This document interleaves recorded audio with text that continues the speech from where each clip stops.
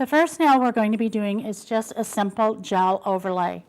So what I'm going to first do is prep the natural nail by pushing back the cuticle area, the eponychium, and removing any non-living tissue from around the nail plate. Take a 280 grit buffer, and we are just going to lightly buff the surface of the nail to remove the natural nail shine and just remove any remaining residue from the surface of the nail. The next thing we're going to be doing is taking our equalizer. On this nail, what we're going to be using our clear gel. So the products I'm going to be getting out is our clear FlexGel, and I'm going to be getting out the FlexGel Smoother Lotion. We're simply going to squeeze the tube and the FlexGel will come out, and what I want to do is I want to try to get exactly what I need for that service that I'm doing. Roll this off onto the nail, okay? And then we're going to take our FlexGel brush and I'm going to put it in the smoother lotion, dampening the brush.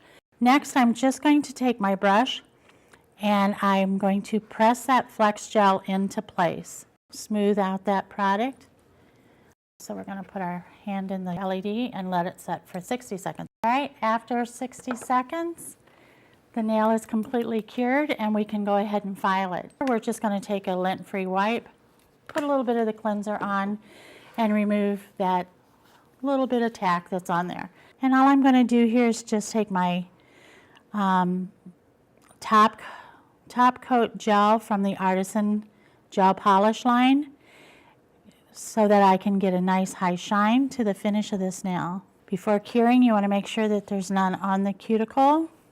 And then we're going to cure that for 30 seconds in the lamp. The Artisan Gel Effects top coat does leave an inhibition layer on the surface, so when I'm done I want to make sure that I remove that inhibition layer. We have a beautiful natural looking application over a natural nail.